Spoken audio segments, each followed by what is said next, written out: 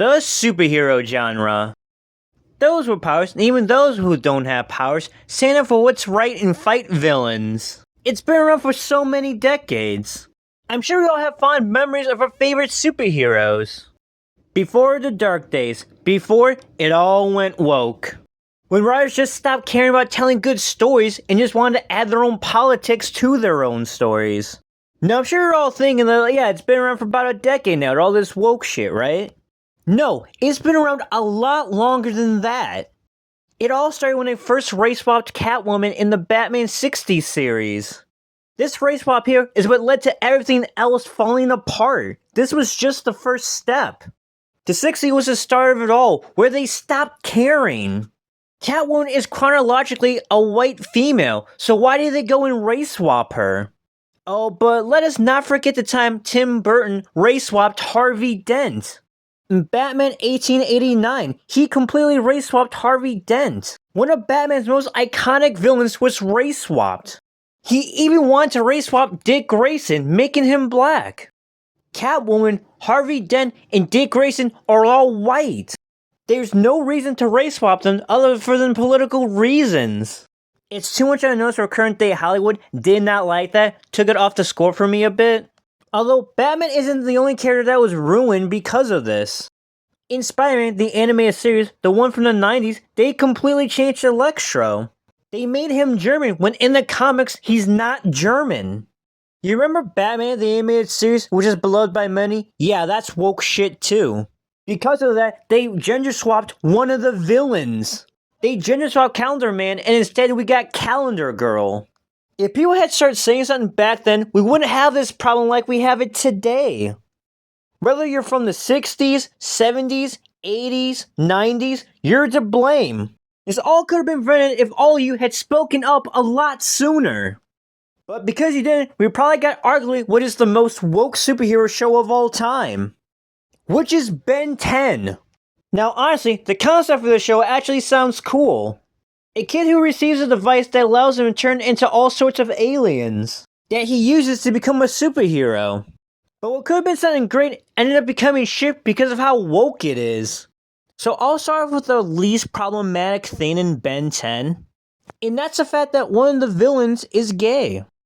Now in the actual series of Ben 10, they never actually did anything for sexuality and all like that. They not only confirmed Rojo's sexuality, but they also revealed that she has a girlfriend. Which again isn't too bad, because they never really showed them together in the actual show.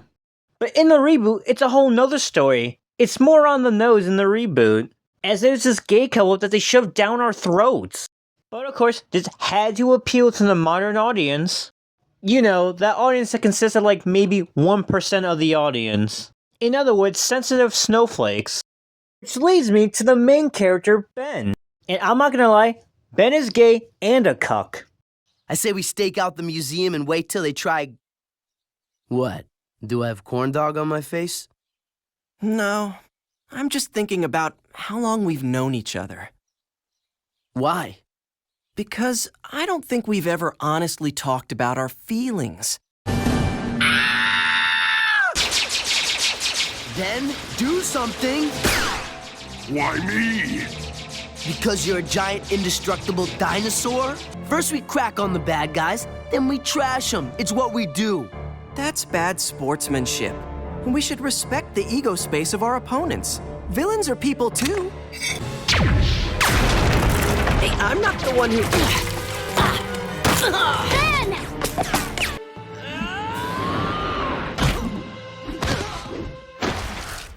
Then I'll have to stop you!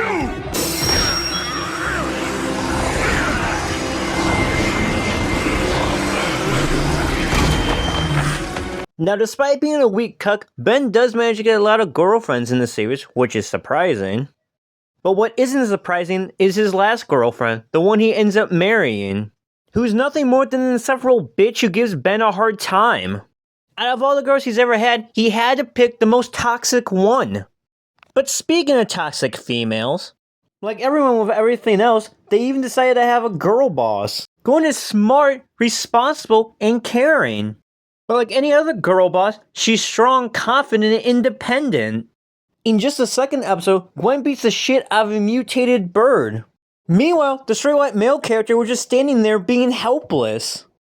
As for her relationship with Ben, the two would bicker all the time in the classic series. And of course, Gwen was always the one in the right. When Ben would mess around with the Omnitrix, Gwen would be the one to tell him not to. He never listened to her, and as a result, he would be the one always messing up. Like seriously, they can't even let Ben be a hero on his own. He always has to listen and take shit from Gwen. Because the writers do not respect their main character. There isn't a single thing in this series that Gwen isn't better at than Ben. They can't even let Ben be better than Gwen even at video games. That's how little respect they have. But of course, they just had to make an episode where Gwen finds the Omnitrix instead of Ben.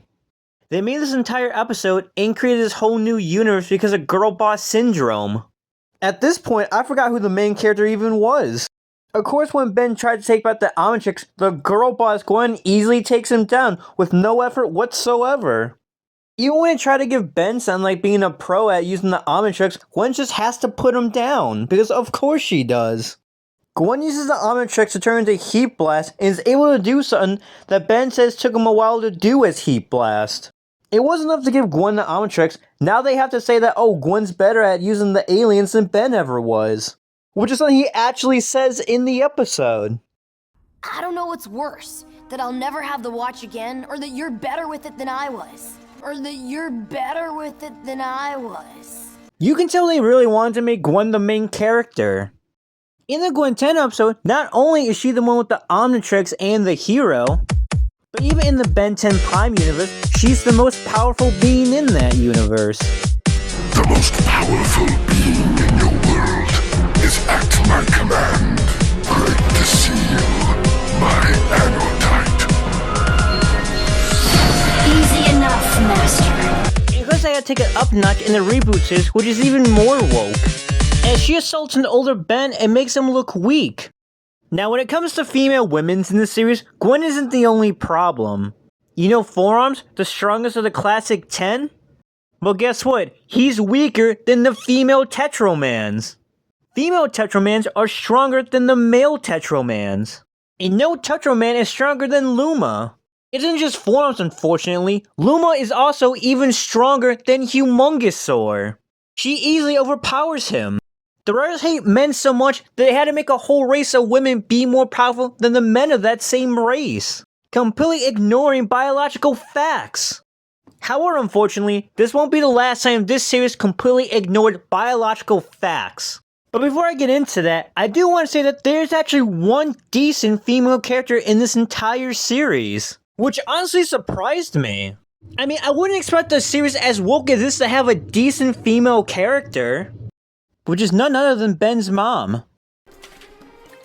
Ben, don't run in the house. Sorry, Mom.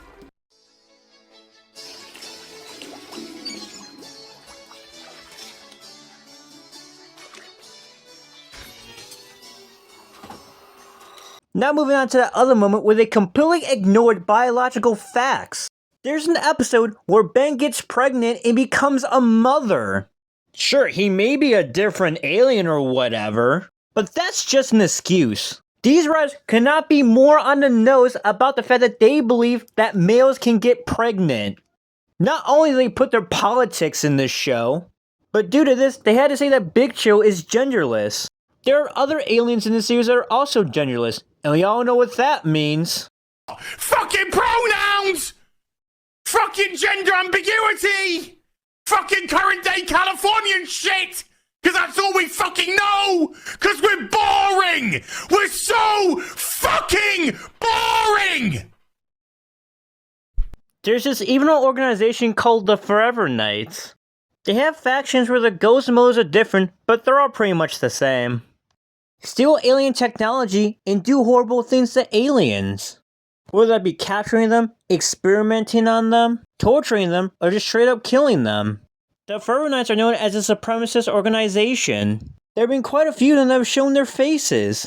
And can you guess their skin color?